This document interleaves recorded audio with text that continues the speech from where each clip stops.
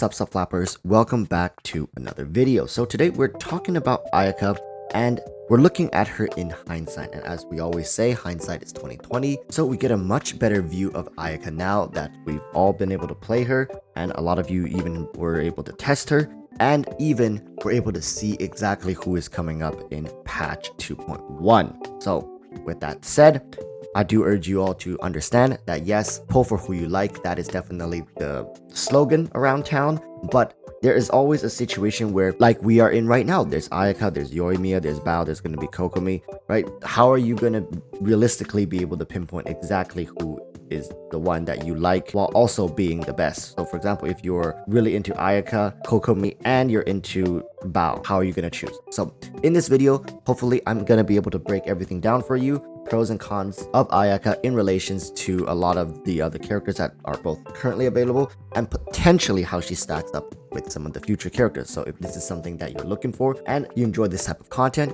do consider liking and subscribing because I make videos like this every single day. Okay, first and foremost, let us start by talking about Ayaka. So she is a very, very powerful character. No one is saying she's weak. She's extremely balanced. So she kind of falls into the same boat as Kazuha. So Ayaka deals damage but does much better with a team around her, assisting her and setting her up for better success. What I'm essentially talking about is because her best current set is the Blizzard Strayer, and you can't really run a freeze team by yourself unless you're strictly fighting Hydro Slams or Hydro enemies. So Ayaka does need the help of a team to put around her. This significantly would bump her down towards high A tier, but not really scraping into the S tier. If we're strictly talking about tier list, I know it's very cringe to talk about tier list, but it's just to give you guys a sense of scaling, comparing her to some of the other units that we currently have available. Now you may be wondering, like, well, does that mean that Ayaka cannot do damage by herself? No, it's just more beneficial for both the player and of course Ayaka if she does have a proper team set up around her.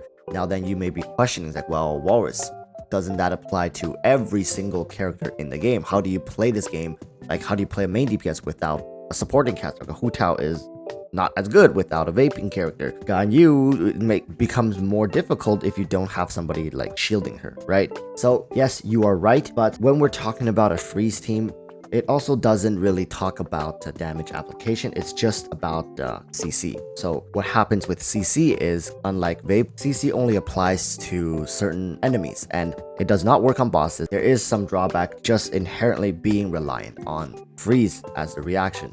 So ultimately, Ayaka does fall into a position where she is very, very strong in certain aspects of the game. And of course, just like all characters, she has drawbacks, and her drawbacks just happens to affect her damage ceiling more than, let's say, someone like Wu Tao or someone like Ganyu, who doesn't really rely on reactions and only essentially relies on her own scaling. So going forward, when looking at Ayaka, you cannot also just consider only her. And what I mean by that is, well, people will tell you pull for who you like, right? Like I said in the beginning, there's a good chance that currently there are many characters either teased or with rerun potential that you are saving for, hence why you are likely watching this video. You want to know how Ayaka scales up against characters both old and new. So let's dive a little deeper, alright? Like I said, Ayaka is balanced. She isn't broken, but Ayaka does everything a DPS should do. So when you spend the equivalent amount of premium currency upwards of over $100, you'd want to have a unit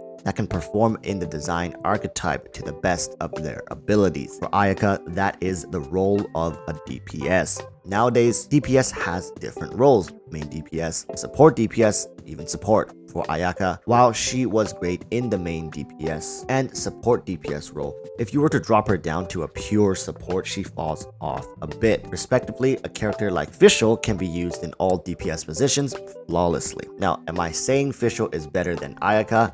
No, but Fischl is more flexible. However, Ayaka makes Fischl look like a B tier unit in the main DPS role. My point is, Ayaka, while being very strong in her main role, is not very flexible into others. And if we are gauging the value of a character, I think in the current state of Genshin Impact, this will be a big drawback of spending currency on Ayaka. Now, while we are on the subject of drawbacks, there is the unfortunate situation, as I mentioned earlier, of Ayaka having to stack up against both old and new characters. And now let's talk about the new characters. Yoimiya Kokomi, and Baal. 3 of the new 5-star units coming in the next 3 banners, most likely. Even if you can overlook Yoimiya and Kokomi, Baal will essentially be forced by the player base to scale upwards towards Zhongli and Venti levels of power. Now I get it. It's cringe talking about meta, talking about tier lists, but it's also not a secret that people just love Baal. It doesn't always need to be about power. With the given competition, we have to once again look at Ayaka's value in comparison. So when stacking up to Yoimiya, Ayaka is in direct competition against Yoimiya because Yoimiya likely, by the looks of it, is going to be a main DPS unit. So nowadays, looking at how miHoYo likes to function, it's comforting to know that their goal is not to power creep the game, but to design unique and interesting playstyles for every single character. Just like Ayaka focuses a lot on her burst, and her burst is absolutely insane. And someone like Kazuha, who focuses on facilitating the rest of the team and essentially energy regen. And of course, we have Eula, who focuses on big burst damage in her ultimate, but also being a physical DPS unit and also having the mechanic to stack up her burst skill. So these are all units who can do damage, but they do damage in different ways and they have vastly different playstyle. And this won't be any different when it comes to Yoimiya. Her ceiling likely will be the same as Ayaka, as likely even Eula, with give or take some numbers. It's not going to be like, oh, all of their ceilings are one number. No, of course, some of them are going to have slightly higher ceilings, but it's at this point negligible, especially to the free-to-play players.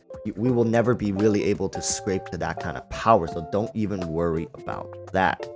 All the characters currently released are free-to-play friendly, and even for Ayaka right now, she sits comfortably at Constellation 0 using a free-to-play weapon, so people don't need to worry about power scaling or power leveling. But definitely playstyle and how these new characters are going to be interacting with the rest of your team, that is something people should really be considering. Now, before you guys start typing angry comments, I just want you to know, yes, I am an Ayaka simp, but I cannot sit here and tell you guys that it's worth it to go for her in this current climate. As if you go for Ayaka as a free-to-play, you likely will lose the guarantee on Baal. And I just cannot find it in my conscience to tell someone that, okay?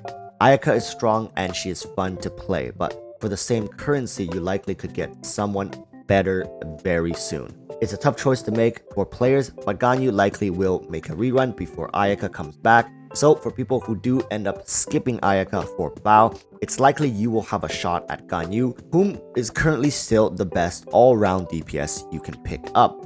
Using the same criteria we used earlier, Ganyu can be a main DPS, a support DPS, and even a full-on cryo support, all at the highest level in the game.